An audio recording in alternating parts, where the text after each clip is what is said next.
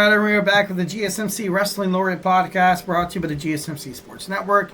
I'm your favorite wrestling fan here, Eric Rodriguez, every Monday through Friday, 8 p.m. Pacific Time, 11 p.m. Eastern Time, here to talk about the greatest thing in the world, professional wrestling, all the action inside and outside of the ring, backstage curtain calls, rumor, and drama. We talk about superstar inactive statuses and injury updates.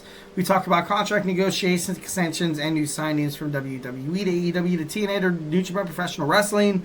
If it makes major news in the world of professional wrestling, we talk about it here on this show, 1,010%. So make sure you guys like and subscribe to the show so you guys can find out, get a little notification, get a little buzz on, for whenever we're going to go live. All right, to kind of reflect on what we talked about real quick, we had our WWE Monday Night Raw review. We had our WWE NXT recap. We also talked about AEW Dynamite live tonight in Reading, Pennsylvania. We previewed that. And then we talked about Tiffany Stratton's Money in the Bank briefcase cash-in. It should be nothing short of spectacular. If it's anything short of spectacular, it's going to be considered a flop, a failure, an absolute garbage. What's getting no? I'm pretty sure WWE would do pretty well by that. So without further ado, let's go and talk about our fifth and final segment. Obviously, we do it on Tuesdays, but since we had technical difficulties yesterday, we're going to do it tonight. We have our Wednesdays today in wrestling history. Let's go ahead and kick off with some 1990 NWA, the National Wrestling Alliance, Clash of Champions 8. We had Thanksgiving Thunder took place in Jacksonville, Florida. Rick and Scott Steiner retained the NWA United States Tag Team titles in less than 2 minutes against the team of Magnum Force 1 and Magnum Force 2. In the main event, we saw Ric Flair pinned Butcher Reed after various interference from Theodore Long, Ron Simmons, obviously helping Reed, and Arn Anderson on the side of Ric Flair. So that was, kind of cool. Definitely I love about kind of reminiscing in, wrestling history and stuff like that. Just kind of finding out a lot of old school superstars like Rick Scott Steiner, obviously the uncle and the father of Braun Breaker. And then Butch Reed, also, Ron Simmons, Farouk, damn! It's good, from the AP, the Alkalites, that kind of nature. Arn Anderson, awesome, Ric Flair. I definitely love reminiscing in a couple of cool things. That Thanksgiving Thunder. Thanks. Is it me, or I feel like Thanksgiving is a lot later than it usually is? I don't know. That might be my opinion. I know it's the last Thursday of November, and I think the first is on a Monday or Sunday. I'm not too sure. But Thanksgiving, I think, is on the 27th or the 28th. Usually, it's on like the 21 to the 21, the 21th, the 21st to like the 24th. But it's late. I don't know why. Dang, freaking global warming, bro. I'm just kidding. No, moving on. Oh no, that's not good. No. Okay, let's move on. All right, so we have our WCW Battle Bowl, which was held in Pensacola, Florida. A lottery-type concept paired up wrestlers at random for various tag team matches, with the winning team from each advancing to the over-the-top rope Battle Royal, and the winner from the Battle Royal being declared the winner of the Battle Bowl. That's actually kind of cool. We had Vader teaming up with Cactus Jack, taking on Charlie Norris and Kane, Stevie Ray. We had Brian Knobbs and Johnny B. Bad. Johnny B. Bad defeated Eric Watts. Eric Watts and Paul Roma. The Shockmaster. Ooh, that's a nice one. The Shockmaster. And Paul Orndorff defeated Ricky Steamboat and Lord Steven Regal. And then we saw King Kong and Dusty Rhodes defeat the Equalizer and Awesome Kong. Sting and Jerry Saggs defeated Ron Simmons and Keith Cole. Ric Flair and Steve Austin defeated Too Cold Scorpio and Max Payne. Rick Rude and Shanghai Pierce defeated Tex Slazenger and Marcus Bagwell. A Road Warrior Hawk and Rip Rogers defeated Davey Boy Smith and Cole. Vader last eliminated Sting to win the Battle Bowl, to win the Battle Royal. Man, you gotta love yourself some Vader right there. Obviously, Sting in the lower left-hand corner right there. Cactus Jack, man. Look at Stone Cold Steve Austin with some hair. Look at my man with some wavy blonde hair right there. What if Stone Cold Steve Austin would have never left WCW with WWF/WWE, would have made it past the Monday Night Wars? I'm not too sure.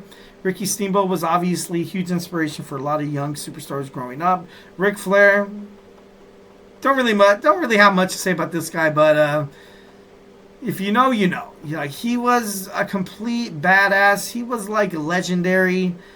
People, wrestlers, future generations wanted to be like him, and it was, it was cool. Guys wanted to be like him, girls wanted to be with him. That's how badass Ric Flair was, during that time. But, overall, I feel like it was, it was his time. Ric Flair, give my respect 1,010%.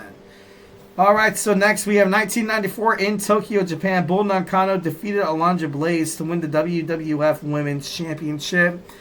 I think it was last year. Last year, Bull Nakano was, inducted into the WWE Hall of Fame, and the person who actually inducted her was Alundra Blaze. So you gotta love that. You gotta love that. Feuds. At the end of the day, it's entertainment, guys. It's entertainment. None of these guys actually, straight up hate each other. Although sometimes behind the curtain, not trying to break the fourth wall here, trying to kill kayfabe, but sometimes it's Sometimes people actually hurt each other in the ring because they're like, hey, honestly, I don't like this person. I feel like they don't belong here. And if you can't keep up with wrestling, you can't keep up with the moves, then you don't belong here.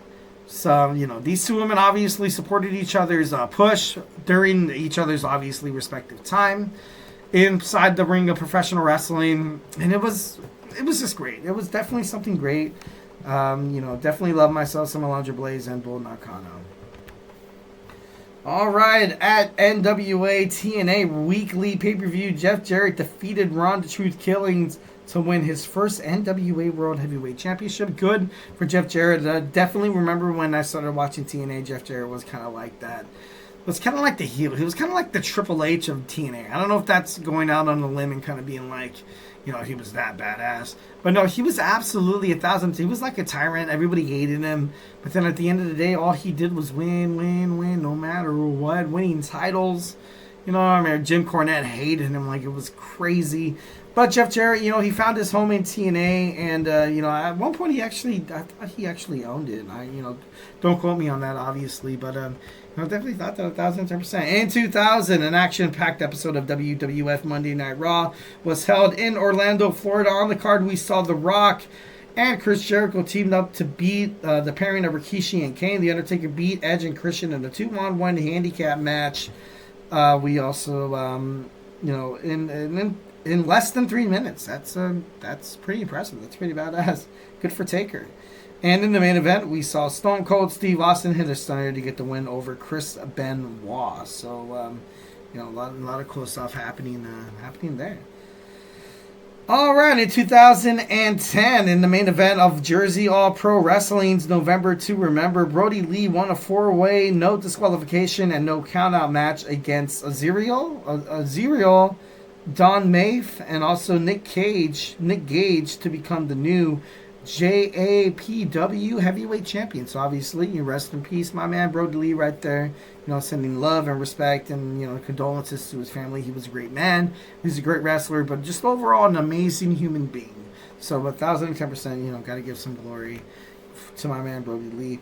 In 2011, WWE Survivor Series was held in Madison Square Garden, New York. The main event saw John Cena and The Rock team up against and to beat The Awesome Truth, the team of The Miz and R-Truth. This was The Rock's first WWE match ever since WrestleMania 20 in 2004. Prior to this match, however, CM Punk submitted Alberto Del Rio to win the WWE Championship and would hold on to the titles for a whopping 434 days. That's obviously back in the day, CM Punk was deserving. Well deserving. Like he, that's the reason why he, there was that pipe bomb, and that's the reason why he was very, he was very frustrated, and you can't help but to believe that, it was his due diligence. In 2016 in Toronto, Ontario, Canada, WWE presented Survivor Series.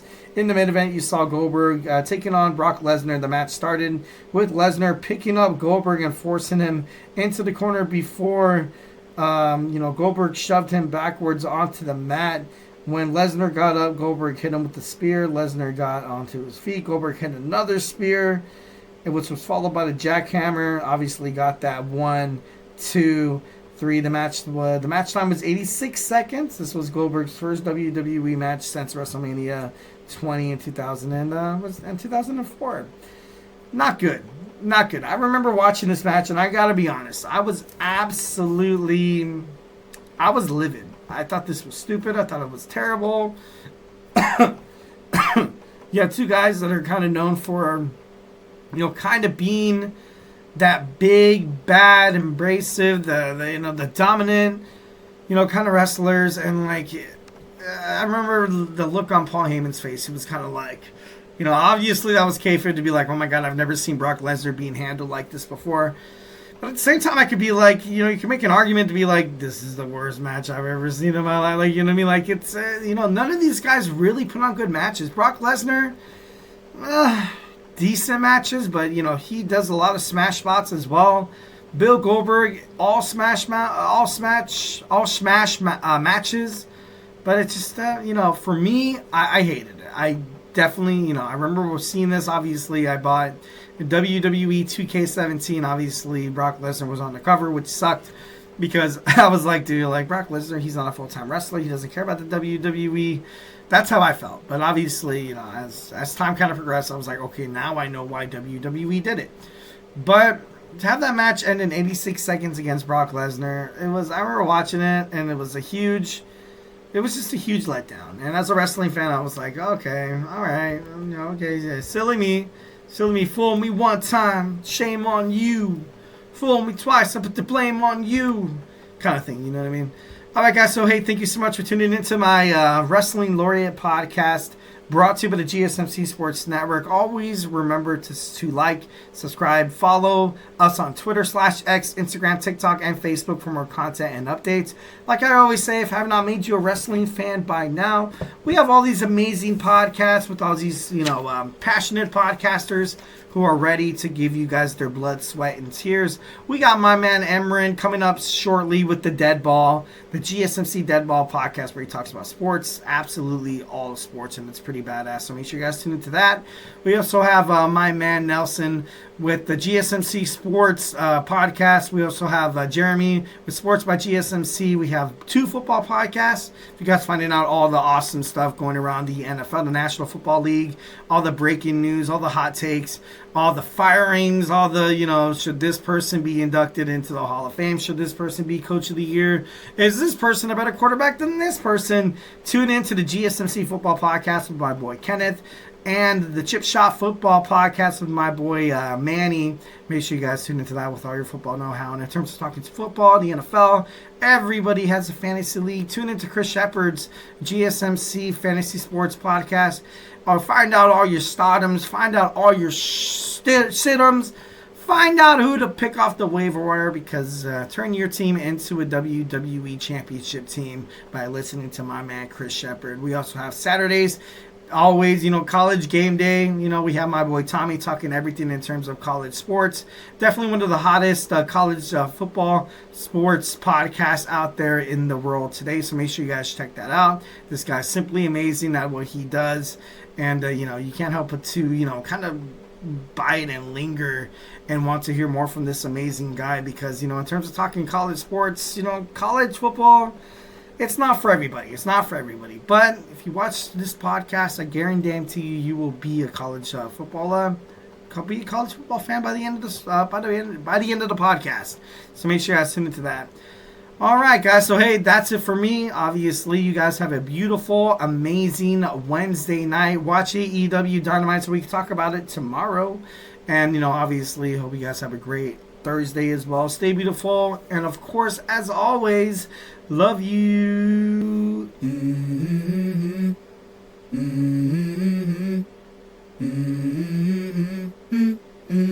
Let's go. I wake up to a little bit of drool on my pillow, feel like it's gonna be a bad day.